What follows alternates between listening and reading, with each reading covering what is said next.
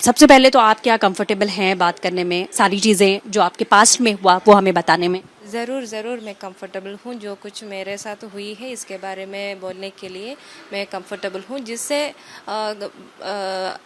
Lesson मिल जाए, दूसरों को लेसन मिल जाए। जो कुछ कन्वर्ट होने चाहते हैं और कैसे बचना है इसके बारे में सोचते हैं, उन लोगों को एक सूचना मिलेगी, तो मैं ज़रूर बोलने चाहती हूँ। श्रुति, सबसे पहले हम शुरुआत इसी से करेंगे। आप पढ़ाई कर रही थी अपनी ग्रेजुएशन, उस वक्त ये सारी चीज़ें हुई, तो किस तरीके से क्या कौन वो लोग थे जो आपसे आपके धर्म को लेकर सवाल पूछते थे, या किस तरीके से उन्होंने आपको मैनिपुलेट करने की कोशिश की थी? कौन लोग थे वो? देखिए, मैं डिग्री पढ़ते समय मेरे सहेलियों के प्रभाव से मेरी इस्लाम के ओर अट्रैक्शन हुआ था पहले बार। तो मैं ग्रेजुएशन स्टार्ट होते ही मुझे कन्वर्शन के बारे में कुछ भी नहीं पता था। क्या रिलीजन होती है, रिलीजन के नियम क्या होती है, इसके बारे में कुछ भी नहीं पता था। मैं एक ब्राह्मण फैमिली में पैदा हुई थी और कासरगोड डिस्ट्रिक्ट में ही, और कई रिचुअल्स में पार्टिसिपेट कर रही थी और मंदिर जाती थी जब बर्थडे आती थी और स्पेशल डेज होती है ना, तब आती थी। एग्ज़ाम के पहले मंदिर जाती थी। इतनी ही मंदिर के बारे में जानती थी, और कुछ टेली सीरियल्स में कुछ देख रही थी पुराण कथा वाले, तो उस इतनी ही मुझे मेरे धर्म के बारे में मालूम थी।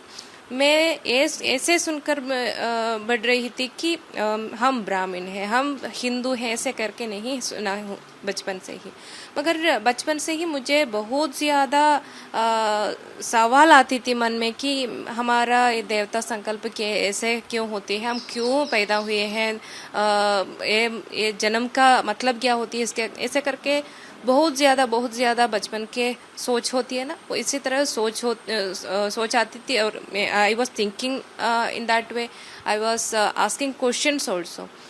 मगर क्या होती थी कि मेरे घर वालों को उसके जवाब देने नहीं आता था, उन लोगों को भी पता नहीं है क्या जवाब दूँ, इसलिए गुस्से से बोलते थे, क्या तुम स्कूल जाते इसलिए ये पूछने के लिए जाती हो, क्या ये जानने के लिए जा रही हो स्कूल में, और स्कूल में कुछ और पढ़ने के लिए कुछ भी नहीं है, ऐसे करके डिस्करेज करते थे।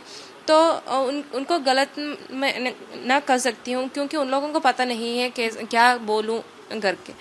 तो ऐसे चल गई, फोकस एजुकेशन में हो गई, एजुकेशन कंप्लीट करना है और जॉब जाना है, जॉब करना है, और ऐसे करके फोकस बदल गई। ग्रेजुएशन के टाइम बहुत ज़्यादा इस्लामिक कम्युनिटी के साथ एक्सपोज हो रही हूँ मैं। तो वहाँ क्या चल रही सहेलियों मेरे क्लास में, तो मैं बीए कक्षा में क्लास में बीए तो पढ़ रही थी, तो वहाँ मेजॉरिटी लड़कियाँ थी, क्लास फुल ऑफ लड़कियाँ थी, even though it is a mixed college, और मेजॉरिटी वर मुस्लिम गर्ल्स।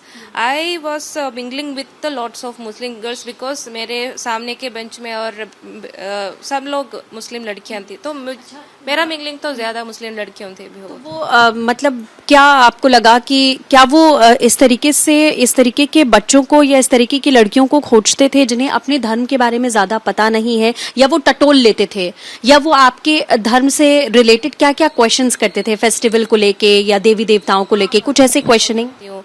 ताकि शुरुआत इससे होती थी कि एक किताब लाए मेरे क्लास वाले ने, सहेलियों ने, तो वो किताब चुनने के लिए कोशिश की, तो उन लोगों ने कहा ये तो काफिर लोग चुन नहीं सकते हैं, ऐसे करके। कॉलेज में इसलिए एक तरह की किताब लाना ज़रूरत नहीं है ना, अगर ये होली बुक है तो घर में ही रखना है सेफ जगह में, तो कॉलेज में ले आ गए हैं। तो मैं क्या देखने के लिए चाहती थी, उन लोगों ने मना किए और बोला ये तो काफिर लोग चुने वाले किताब नहीं है, ऐसे करके। तो मैं पूछी ये काफिर क्या होती है और मुस्लिम क्या होती है, ऐसे करके मैं पूछी, वहाँ से शुरुआत थी। तो फिर उन लोगों ने मेरे धर्म के बारे में सवाल पूछने शुरू किए। सवाल ऐसे पूछते थे कि कंफ्यूज कर दे मुझे, मैं कंफ्यूज हो जाती थी। सेम क्वेश्चंस चाइल्डहुड में, बचपन में क्या सवाल मेरे मन में आती थी, उसी तरह की सवाल पूछ रहे हैं। उस वक्त ही मुझे जवाब नहीं मिला था, तो अब कैसे मैं जवाब दूं उन लोगों को। तो जवाब देना मुश्किल होता था, मैं मुंह बंद कर सुनती थी। पहले तो मैं नेग्लेक्ट करती थी, मगर क्वेश्चंस वहाँ ही रुकती है ना हमारे मन में ही, वो हॉन्ट करती थी बहुत ज़्यादा, तो इरिटेट हो जाती थी मैं। फिर क्या हो गई, सवाल के बाद मैं कंफ्यूज हो गई, मेरा कंफ्यूज्ड स्टेट देखकर उन लोगों ने क्रिटिसिज्म शुरू किए। तो ब्रेक नहीं होती है यहाँ, कोई ब्रेक नहीं, कंटिन्यूस प्रोसेस होती है, चलता रहता है। मैं घर आती हूँ, ये हाउंटिंग शुरू होती है, और कॉलेज जाता हूँ, ये क्वेश्चनिंग शुरू होती है। एक क्वेश्चनिंग के बाद क्रिटिसिज्म ऐसे क्वेश्चनिंग ऐसे करते थे कि आप लोग क्यों इतने देवताओं को पूजा करते हैं, पत्थर को पूजा करना, सांप को पूजा करते हैं, इसमें क्या फायदा मिलती है, आपका एक ही देवता है या बहुत ज्यादा देवता है क्या, ऐसे करके बहुत ज्यादा क्वेश्चंस। तो फिर क्रिटिसिज्म में ऐसे बोलते थे कि हिंदू कल्चर सही नहीं है, ये तो बार्बरिक कल्चर है, और इसमें शिवलिंग को पूजा करते हैं आप लोग। शिवलिंग क्या होती है, ये तो मेल ऑर्गन है, आपको मेल ऑर्गन को पूजा करते हैं, पूजा करने चाहते हैं तो मंदिर क्यों जाते हैं। मतलब आपके दिमाग में पूरी तरीके से एक जहर पूरा भर दिया कि आपका जो धर्म है वो गलत है। बिल्कुल जो श्रुति बता रही है, मैं एक चीज यहाँ पर उसको भी जोड़ दूं, क्योंकि आपने भी केरला स्टोरी देखी होगी, जिन लोगों ने देखी है या ट्रेलर भी देखा है, उसमें भी सेम एज इट इज चीज दिखाई गई है कि उस लड़की के, शालिनी के जो फ्रेंड्स हैं कॉलेज में, वो धर्म के बारे में या भगवान के बारे में पूरी तरीके से क्रिटिसाइज करते हैं कि ये कौन से भगवान की आप पूजा करते हैं। इस तरीके का जिक्र उस ट्रेलर में देखा गया था, और जिन्होंने फिल्म देखी होगी उनको ये क्लियर होगा। तो ये सिमिलर चीजें हैं जो उस फिल्म में दिखाई गई हैं कुछ हद तक, जो श्रुति हमें बता रही हैं। आगे और किस तरीके से फिर उन्होंने, क्या आपको कुछ बुक्स या सीरीज रहे थे ना, फिल्म में जो कुछ दिखाए गए हैं वो सही है। हाँ, यहाँ फिल्म और मेरी कहानी में इतनी डिफरेंट ये है कि फिल्म में लव ट्रैप जिहाद में घुसकर एक लड़की कन्वर्शन होकर क्या क्या करती है और कैसे रिक्रूट हो जाती है, इसके बारे में बोल रही है। मेरे जीवन में ऐसा हुआ है कि आइडियोलॉजिकल कन्वर्शन हुई है, ये कहीं एक आदमी को देखकर नहीं गई हूँ। मेरे धर्म के बारे में इतने हेट्रेड जगा कर मुझे वो धर्म छोड़ने के बारे में सोचने के लिए एक सिचुएशन ले गए हैं उन लोगों ने। फिर मैं ग्रेजुएशन कंप्लीट करते मुझे हिंदुइज्म में हेट्रेड आ गई और इस्लाम के और थोड़ा क्या बोलूं इंटरेस्ट आ गई थी। तो क्या वो कुछ आपको किताबें देते हैं। मैं पोस्ट ग्रेजुएशन करते ही मुझे किताबें मिलने शुरू की और मेरे फ्रेंड लिस्ट बढ़ गई और सहेलियों से फ्रेंड लिस्ट बढ़ गई और वहाँ से मैं फिर टीचर काम करती थी। तो उस वक्त कोलीग मुझे सपोर्ट करते थे, स्टूडेंट्स भी सपोर्ट करते थे और pamphlets, speeches of Zakir Naik और कई मलयाली प्रीचर्स हैं यहाँ के, उन लोगों के स्पीचेस देते थे। वो क्रिटिसाइज करके मेरे धर्म के और हेट्रेड जगा कर फिर उन लोगों के ये इस्लाम के आइडियोलॉजी ऐसे सिखा रहे थे कि कोई भी सुने इसे, हाँ वो ठीक कर रहे ना, ऐसे करके सोचेंगे। मतलब पूरी तरीके से एक तरीके से ब्रेन वॉशिंग की, पूरा ब्रेन वॉश। पहले उन्होंने ऐसे कहेंगे तो इस्लाम सही है, अल्लाह एक ही गॉड है और अल्लाह बहुत दयालु होती है और ऐसा है करके हमें वो आइडियोलॉजी की ओर अट्रैक्ट कर देते हैं। वंस दे सोचते हैं कि एक बार उन्हें पता चलता है हम एडिक्ट हो रहे हैं, मतलब तो पॉइजनिंग पता चल जाता है कि इंटरेस्ट आ रहा है बहुत ज्यादा सामने वाले को, तो वो आइडियोलॉजी का शार्प हार्डकोर आइडियोलॉजी इंजेक्ट करते हैं। कैसे कि यहाँ दुनिया में इतनी ज्यादा मुस्लिम्स को मीन्स काफिर लोगों को इतने मुश्किल आती है, इतनी दुख आते हैं क्योंकि उन लोगों ने इस्लाम की नियम पालन नहीं करते हैं और अल्लाह के नियम पालन नहीं करते हैं, इसलिए। और पर्दा ही महिलाओं के लिए एक सेफ्टी, उन लोगों के सेफ्टी के लिए दिया गया है इस्लाम धर्म से। क्योंकि जो कुछ मर्द लोग महिलाओं की वो शरीर देखते ही उन लोगों को सेक्सुअल फीलिंग्स आते हैं, तो वो प्रोस्टिट्यूशन हो जाती है। वो लड़की को नहीं पता तो भी वो प्रोस्टिट्यूशन में एक पार्ट हो जाती है, इन्वॉल्वमेंट हो जाती है। तो ये सुनकर एक कॉमन लड़की का सोच क्या होगा, मैं सेफ नहीं हूँ। मतलब पर्दा या हिजाब करने के लिए उन्होंने ये सारी चीजें आपको समझाई थी। जब मैं फिल्म देख रही थी वह शालिनी के साथ और वो गीतांजलि के साथ वो आसिया नाम की एक कैरेक्टर बोल रही थी ना, तब मैं मेरे सहेलियां कलीग वाले कैसे मेरे ब्रेन वॉश कर रहे थे, उसके बारे में सोच कर मुझे आंसू आ रहे थे।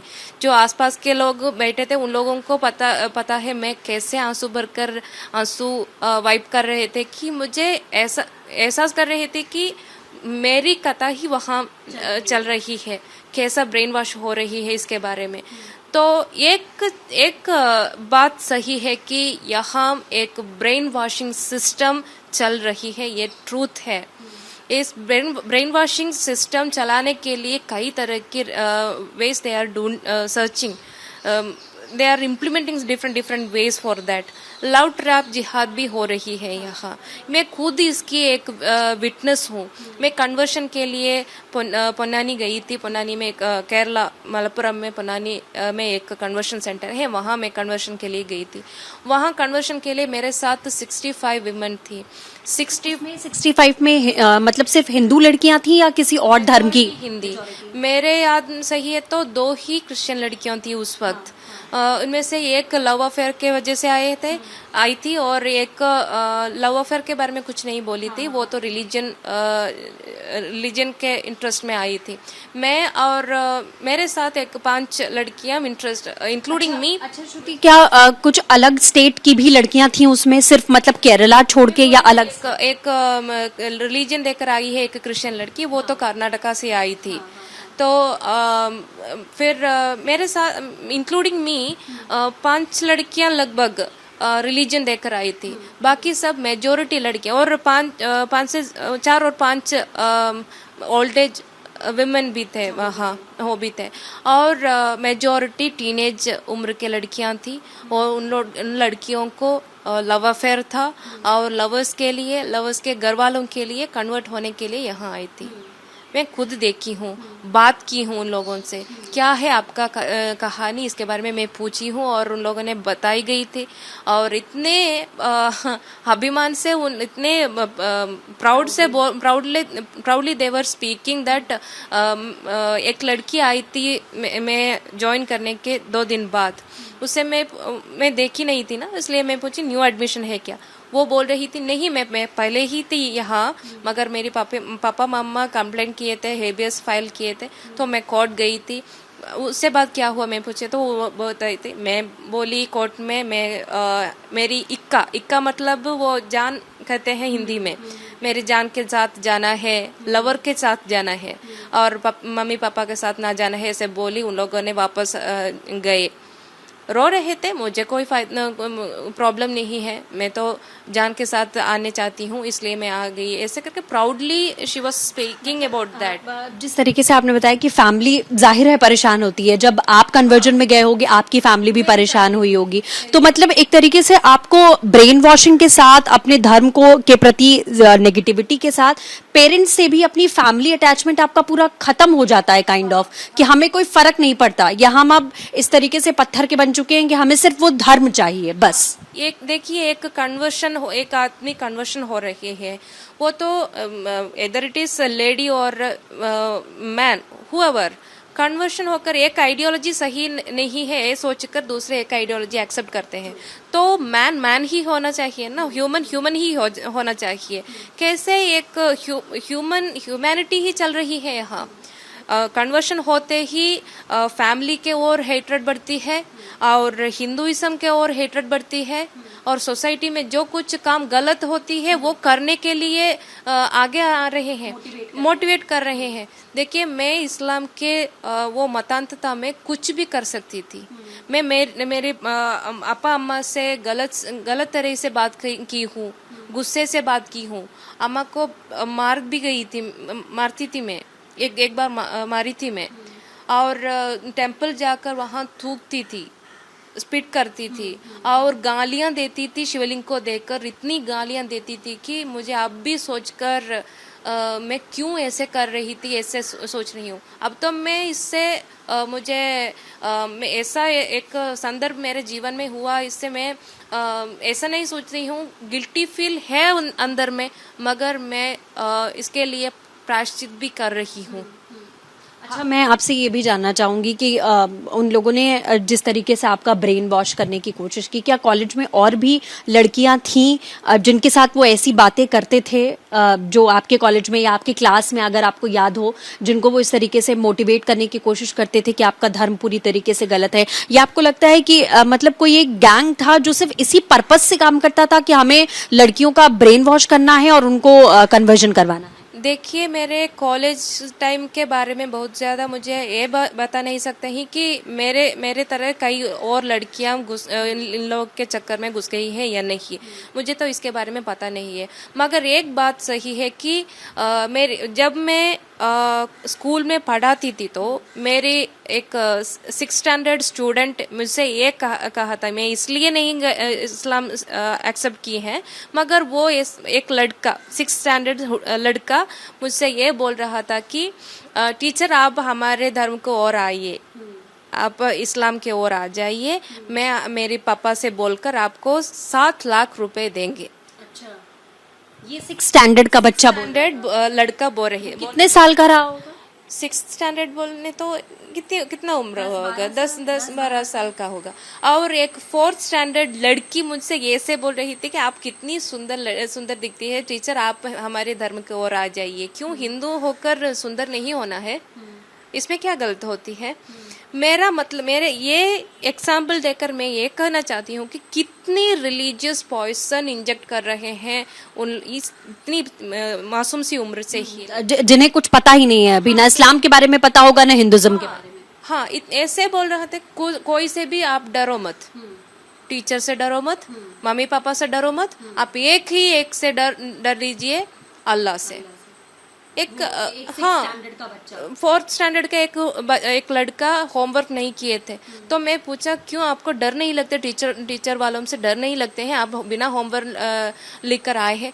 तो वो बोल रहे थे मेरे उस्ताद मतलब ये मौलवी होते हैं, ये तो मदरसा में सिखाते हैं ना, उन लोग वो ऐसा कहा है कि एक को डरना है, वो अल्लाह है, अल्लाह को ही डरना है।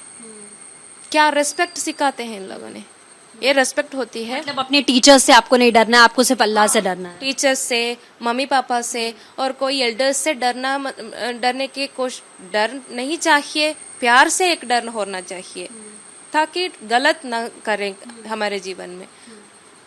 मगर ऐसा नहीं सिखाते हैं उन लोगों ने, सिर्फ अल्लाह से ही डरिए, कोई और से नहीं डरिए।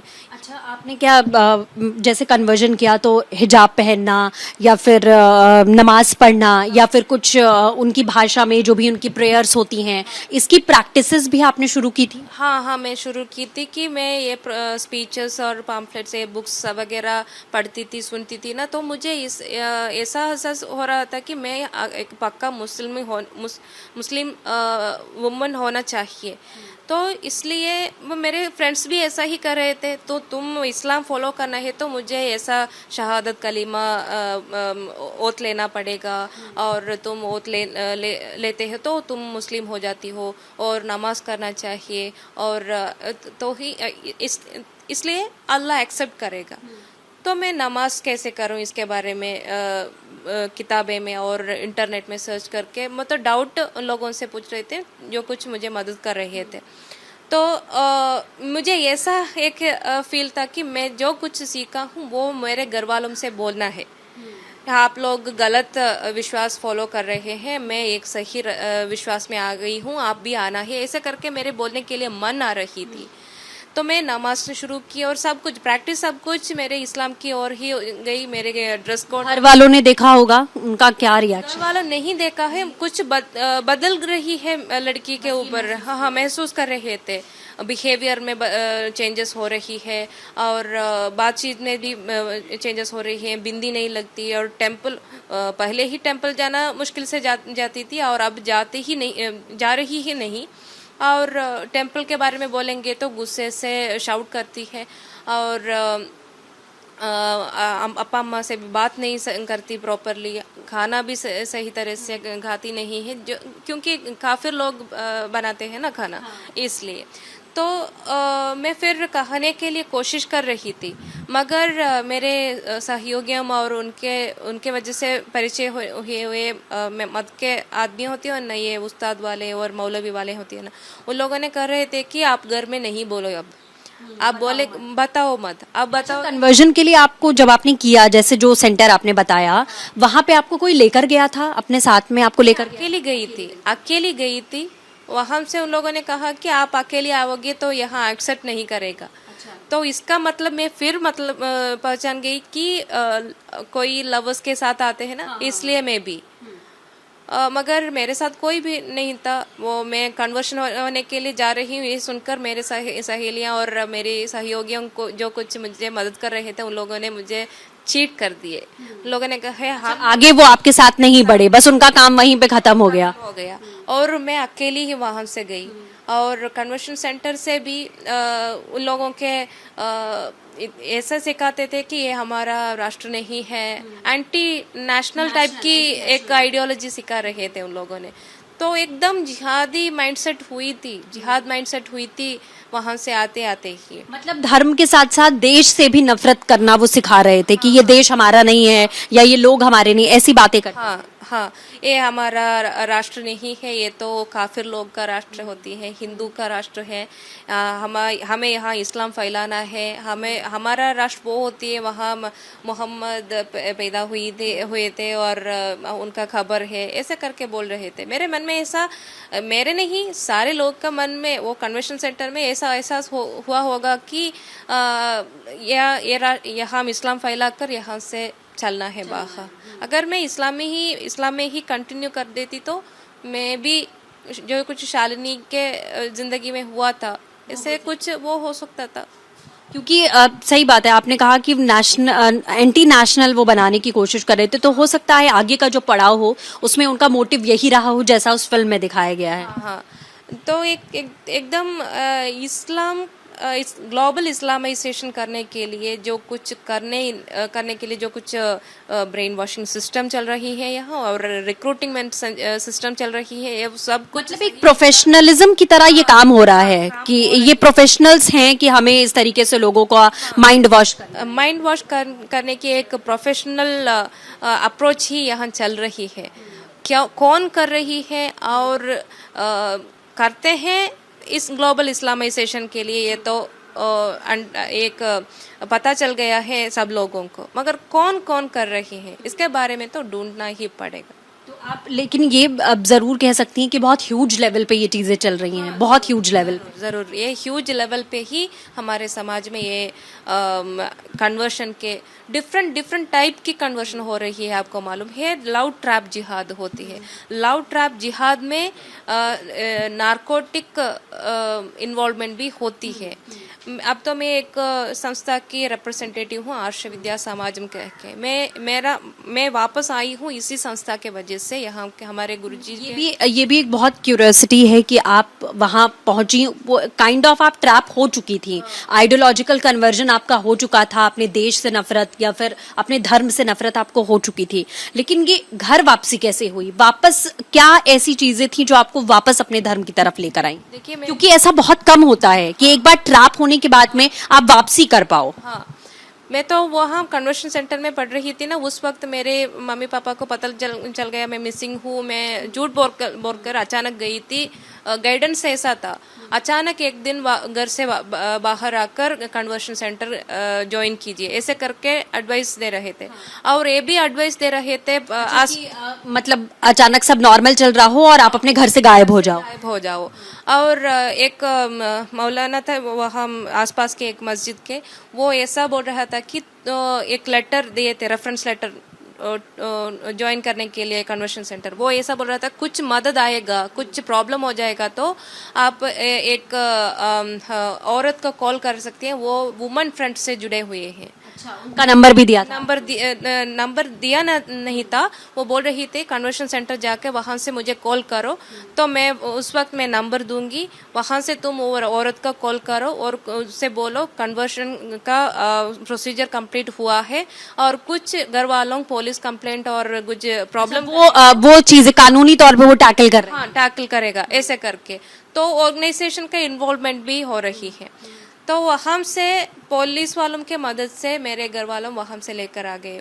तो उस वक्त भी उन लोगों ने मुझे छोड़ने वाले नहीं थे, ऐसे बोल रहे थे कि उन लोगों के साथ मत जाओ, कुछ पूजा वगैरह करेंगे और ब्रेन वॉश करने शुरू करेंगे, आप दीन में ही, दीन मतलब मत होती है ना, मत में ही रुकना है, अल्लाह को ही प्रार्थना करना है। अभी पेरेंट्स की कोशिश के बाद भी वो कोशिश कर रहे थे कि आप चंगुल से निकलो नहीं और यहाँ से जाओ मत, ऐसे करके बोल रहे थे। एक तरह की उन लोगों ने इनकरेज कर रहे थे वहाँ ही रुकने के लिए, मगर मैन मिसिंग कंप्लेंट है, मुझे जाना ही पड़ा और पुलिस के साथ मेरे अपा और ब्रदर के साथ मुझे वहाँ से बाहर आने पड़ी। और मैं magistrate in front of magistrate also I told that I want to stay in Islam only, I want to follow Islam only, but for 2 days I want to go with my father and mother, because मेरी अम्मा की situation ऐसा था, वो उतनी बेहोश होने के अवस्था में थी कि सिचुएशन में थे कि मेरे मिसिंग होने से खाना पीना सब कुछ छोड़ी थी। और अपा भी ऐसे ही जहर हाथ में खाने के लिए हाथ में रखा हुआ था, अगर मैं वहाँ से ही जाती हूँ तो जहर खाकर जान छोड़ने के लिए, मगर कुछ हुआ नहीं भगवान से कृपा से। वहाँ से अपा अम्मा और कई अदर ऑर्गेनाइजेशन वालों के मदद से कई जगह लेकर गए, मेरे ये ब्रेन वॉश हुआ है वापस लाने के लिए कई कोशिश किए, मगर मैं उससे भी ज़्यादा हेट्रेड हो रही थी।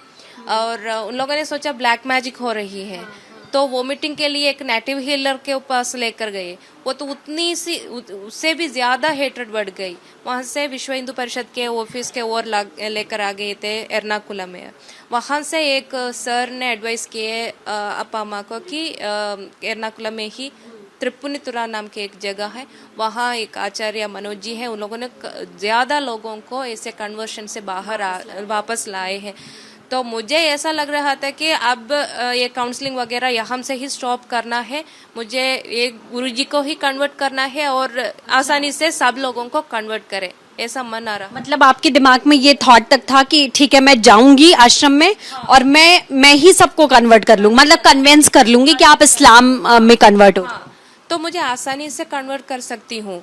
गुरुजी और शिष्य, मतलब आप उन लोगों की तरह ही बात करने लग गए थे, बिहेव करने लग गए थे, जैसा वो करते थे आपके साथ उन्होंने किया, वैसा ही आपने पूरा प्लान बनाया कि मैं यहाँ वो कर सकती हूँ। ऐसा ही मेरा प्लान था, मगर सब प्लान ब्रेक हुआ। गुरुजी से बात करते ही वो कुरान को रखकर ही मुझसे बात कर रहे थे। मैं इतना नहीं सोची हूँ, मैं बोल रही थी मुझे आपका वो वेद भगवत गीता सब कुछ के बारे में पढ़ना नहीं है, मैं तो एक मेरा गॉड अल्लाह ही मेरा गॉड है, मेरा एक होली किताब है, ये रखकर बात कर रहे हैं, ऐसे करके बोल रही थी। तो कुरान रखकर ही बात कर रहे थे। मेरा सोच और मेरा थिंकिंग और मेरा इंटेलेक्चुअली रीजनिंग पावर को उठाकर गुरुजी मुझे हेल्प कर रहे थे कि मैं कैसे इस्लाम की ब्रेन वॉशिंग मेरे पास हुई है, वो आइडियोलॉजी का इंजेक्शन है कैसा हुआ है, इसके बारे में मुझे ही पता चलते, ऐसे इस तरह से मुझे हेल्प कर रहे थे उन लोगों ने। कहाँ भी फोर्स नहीं किए थे गुरुजी ने, ऐसे बोल रहे थे कि आप एक सही आइडियोलॉजी को फॉलो करने के लिए निकले हैं, आप एक सही ईश्वर विश्वास के बारे में पढ़ने के लिए आप ट्राई कर रहे थे, तो आपको गलत फहमी हो गई है, आप कैसे गलत फहमी हो गई है आपको ही पता चलेगा। अच्छा, आप तो खुशकिस्मत रहे जो आप वापस आ गए, लेकिन ऐसे पता नहीं कितनी लड़कियां हैं जो अभी भी ट्रैप में है, चाहे वो लव जिहाद हो या फिर इस तरीके से आइडियोलॉजिकल चेंज करने की बात हो, वो अभी भी उसी ट्रैप में होंगी, क्योंकि वो तो प्रोफेशनली वैसे ही काम कर रहे हैं। क्योंकि जब आप इस हद तक पहुंच गई थी कि मैं अब लोगों का कन्वर्जन करवा सकती हूँ, मैं कन्विंस कर सकती हूँ लोगों को, तो ऐसे बहुत सारी लड़कियां होंगी जो अलग अलग, जैसा आपने बताया लव जिहाद हो या फिर सोच बदलना हो, वो जहर अभी भी चल रहा है यहाँ। देखिए, मैं बोली थी पहले ही, मैं लव जिहाद मत कहिए इसको, लव ट्रैप जिहाद ही हो रही है। लव ट्रैप जिहाद होती है, इसके एक विटनेस हूँ। वहाँ कन्वर्शन सेंटर में इतनी लड़कियों को देखी हूँ, यहाँ ही 10 साल से मैं इतनी लड़कियों को लव ट्रैप जिहाद में घुसकर देखती हूँ। फिजिकल असल्ट होकर यहाँ आ रहे हैं, और रिलीजियसली लड़कों के लिए वहाँ भी ऐसे ज्यादा लड़कियों को देखी हूँ। उन लोगों के फिजिकल अटेम्प्ट तो हो गई है। शादी के बारे में बोलेंगे तो ये कन्वर्शन के बारे में बोलते हैं, तो कन्वर्शन करने के लिए आ रही है। यहाँ भी ऐसे तरह की कई एग्जाम्पल्स देख रही हैं।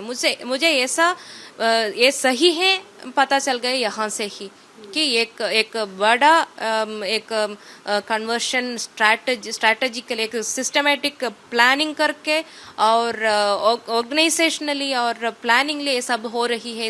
इसके बारे में मुझे यहाँ से जानकारी मिल रही है। कई तरह की नारकोटिक जिहाद भी हो रही है यहाँ, और लव ट्रैप जिहाद में घुसकर फिजिकल असल्ट होकर कितनी लड़कियां की नारकोटिक जिहाद का जो आपने जिक्र किया, इसका कुछ एक अंश जो है वो इस फिल्म में दिखाया गया है कि कुछ पिल्स दी जाती थी उन लड़कियों को। आपने देखा होगा तो आपको याद होगा कि उनको कुछ पिल्स दी जाती थी जिससे वो अपना होश आवास खो देती थी। उसके बाद रेप अटेम्प्ट्स किए जाते थे उनके साथ में। ये कई लड़कियां यहाँ आए हुए लड़कियां बोल रहे थे कि उन लोगों की एक तरह की टैबलेट दे रहे थे, और टैबलेट के बाद उन लोगों को बेहोश हो रहे थे।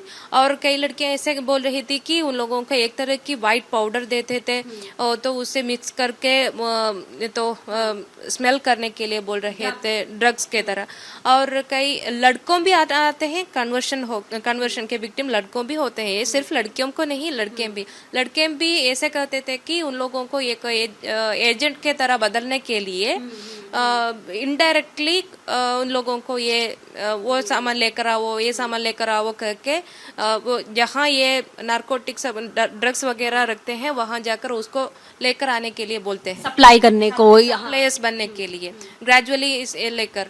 तो इसके डेंजर क्या होती है इसे मालूम होकर वहाँ से आए वाले लड़कों भी थे, यहाँ आए थे।